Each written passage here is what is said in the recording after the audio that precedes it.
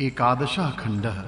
हे सोम, आनंद बढ़ाने वाला और बहुत सामर्थ्य वाला तू हिंसा रहित यज्ञ में सोम रस की धारा से युक्त होकर रहता है, इसलिए धन देने वाला तू शुद्ध हो। हे सोम, निचोड़ा गया तू अत्यंत आनंद बढ़ाने वाला, यज्ञ को धारण करने वाला, परम उत्साह बढ़ाने वाला और चमकने वाला, सब शत्रुओं को जीतने वाला और पराजित न होने वाला है। हे सोम, पत्थरों से कूटकर रस निकाला गया तू शब्द करता हुआ कलश में जा, तेजस्वी सामर्थ्य हमें दे। हे सोम, देवों को देने के लिए वेग से धार बंधकर छनता जा। हे सोम, मीठा तू हमारे कलश में आकर रह। पानी के साथ मिलने वाले तेरे रस आनंद के लिए इंद्र का यश बढ़ाते हैं। बाद में देवगण सुख स्वरूप तुझे अमर होने के लिए पीते हैं। द्युलोक से वृष्टि कराने वाले, स्वर्ग को जानने वाले, पृथ्वी पर पानी की वृष्टि कराने वाले ये सोमरस स्वच्छ होने वाले और तेजस्वी हैं। हे सोमरसों, तुम हमें धन प्राप्त हो ऐसा करो। पूज्य और पाप दूर करने वाले उस भूरे रंग के सोम को छलनी से छानकर शुद्ध करते हैं, जो सब देवों के पास आनंदकारक गुणों के साथ जाता है। 10 अंगुलियां स्वयं यशस्वी और पत्थरों से कूटे गए इंद्र को प्रिय और इष्ट ऐसे इस सोम को जलों के द्वारा स्नान करवाती हैं। हे सोम, वृत्र को मारने वाले इंद्र को देने के लिए, यज्ञ में दक्षिणा देने वाले वीर के लिए और यज्ञ में बैठने वाले यजमान के लिए तू कलश में टपकता है। हे सोम, घोड़े के समान धोकर शुद्ध किया गया वेगवान तू शत्रुओं को हराने वाली शक्ति, बल और धन के लिए शुद्ध हो। हे सोम, रस निकालने वाले ऋत्विज तेरे रस को आनंद प्राप्ति के लिए शुद्ध करते हैं तथा महान तेजस्वी सोम रसों को छानते हैं। नए पैदा हुए बच्चों को जैसे शुद्ध करते हैं, उसी प्रकार ऋत्विक गण देवों को देने के लिए हरे रंग के चमकने वाले सोम को छलनी से शुद्ध करते हैं। तैयार हुए तथा पानी में मिलाए गए, शत्रु का नाश करने वाले गाय के दूध में मिलाए गए सोम रस को देव प्राप्त करते हैं। जो इंद्र के हृदय में श्रेष्ठ सेवक है, ऐसे उस सोम का वर्णन हमारी वाणी उत्तम रीति से करे। जिस प्रकार बालक को उसकी माता बढ़ाती है, उसी प्रकार हमारी वाणी सोम के यश को बढ़ावे। हे सोम, हमारी गायों के सुख के लिए तू कलश में जा, पौष्टिक अन्न हमें भरपूर दे। हे स्तुत्य सोम, कलश में पानी को बढ़ा। यहाँ 11वां खंड समाप्त हुआ। 12वां खंडः। जो ऋषि सामने बैठकर अग्नि को प्रदीप्त करते हैं, तरुण इंद्र जिनका मित्र है,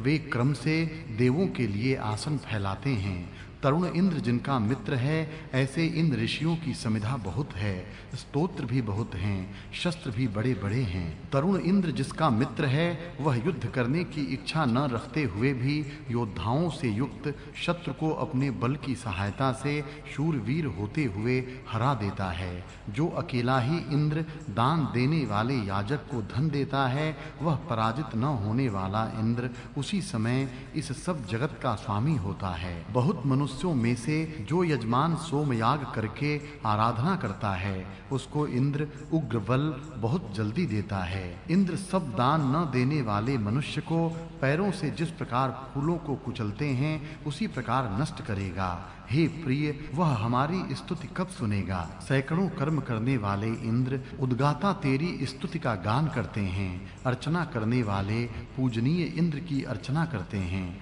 अन्य ऋत्विज भी तेरी महिमा गाते हैं। लोग जिस प्रकार बांस को ऊपर उठाते हैं, उसी प्रकार तेरा महत्व वर्णन करके तुझे उठाते हैं। जब यजमान समिधा आदि लाने के लिए पहाड़ की चोटी पर चढ़ता है, तब वह बहुत प्रयत्न करता है। उस समय इंद्र यजमान के उद्देश्य जानता है और मनोरथ की वृष्टि करने वाला वह इंद्र देवों के साथ यज्ञ भूमि में आता है। सोमरस पीने वाला इंद्र उत्तम अयाल वाले बलवान पुष्ट शरीर वाले अपने घोड़े को अवश्य जोड़ता है। बाद में हे इंद्र, हमारी स्तुति सुनने के लिए पास में आ। यहाँ 12वां खंड समाप्त हुआ। इति 10वां अध्याय। 10वां अध्याय इंद्र, इस 10वें अध्याय में सोम का वर्णन विशेष रूप से है, पर उसके साथ अन्य देवों का भी वर्णन है। उनमें से इंद्र देवता का वर्णन प्रथम देखिए। इंद्र कब पांवों से फूलों को रौंदने के समान कंजूस दान न देने वाले मनुष्य को रौंदेगा। उदार मनुष्य ही समाज में रहें, अनुदार मनुष्य समाज को परेशान करता है, यह भाव यहाँ है। इंद्र उग्र बल देता है, वह इंद्र अपने उपासकों को बलवान बनाता है। इंद्र अपने तेज से महान है। सब प्रकार के धन निश्चय से इंद्र के आश्रय से रहते हैं। इंद्र उत्पन्न होते ही अपनी शक्ति से सब धन उत्पन्न करता है। पाप रहित तथा दान करने वाले पुरुषों को धन देने वाले इंद्र की स्तुति करो। इंद्र के दान कल्याण करने वाले हैं। जो इंद्र अपने मन को दान देने के लिए प्रेरित करता है तथा जो दान देने वाले की इच्छा को नष्ट नहीं करता। हे इंद्र, जहाँ से हमें भय हो वहाँ से हमें निर्भय कर। तू हमें अपने संरक्षणों से सुरक्षित करने में समर्थ है। द्वेष करने वालों को हरा और हिंसक शत्रुओं को दूर कर। जब कण्व ने इंद्र को स्तोत्रों के द्वारा यज्ञ का साधन बनाया, तब शस्त्रों के उपयोग करने का कोई कारण नहीं बचा। ऐसा लोग कहने लगे। इतनी शांति स्थापित हो गई कि शस्त्रों से लड़ने का कोई कारण ही नहीं बचा, ऐसा लोगों को प्रतीत हुआ। हे धनपते इंद्र, निश्चय से तू महान धनों का और महान घरों का स्वामी है। इंद्र के पास बहुत सारे धन भी हैं और बहुत से घर भी।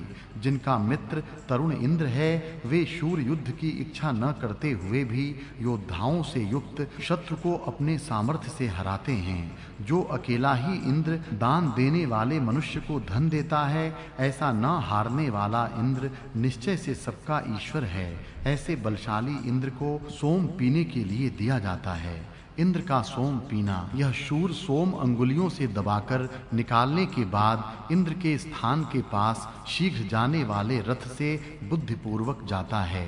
पहले सोम को कूटते हैं, बाद में अंगुलियों से दबाकर उसका रस निकालते हैं, फिर उसे इंद्र के रहने के स्थान पर ले जाते हैं। उसका रथ से जाना अलंकारिक है। इंद्र को सोमरस देने के लिए त्रित ऋषि की अंगुलियां इस हरे रंग के सोम को पत्थरों से कूटती हैं। बल बढ़ाने वाला, हरे रंग का शुद्ध होने वाला और चमकने वाला यह सोम छलनी में से होकर इंद्र के पास पहुंचता है। द्युलोक से प्रकाशित होने वाला वह सोम कवि के द्वारा प्रेरित होने के बाद इंद्र को महत्व देकर कलश में जाता है। पानी के साथ मिलने वाले तेरे रस आनंद के लिए इंद्र का यश बढ़ाते हैं। देवगण आनंद देने वाले तुझ सोम रस को अमरता प्राप्त करने के लिए पीते हैं। वृत्र को मारने वाले तथा दान देने वाले इंद्र के पीने के लिए और यज्ञ मंडप में बैठे हुए यजमान के लिए यह सोम रस छाना जाता है। इस प्रकार इंद्र को पीने के लिए सोमरस देने का वर्णन है। अग्नि। अग्नि विषयक मंत्र भी थोड़े से इस अध्याय में हैं। अपने यज्ञ स्थान में अग्नि को उत्तम रीति से प्रदीप्त किया जाता है। उस तरुण, विशाल द्युलोक और पृथ्वी लोक के बीच में विशेष प्रकाशमान उत्तम रीति से दी गई आहुति के कारण सर्वत्र प्रकाशमान अग्नि के पास हम नमस्कार करते हुए जाते हैं। अपने महान प्रभाव से सब पापों को दूर करने वाला ज्ञान का प्रसारक अग्नि यज्ञशाला में प्रशंसित होता है।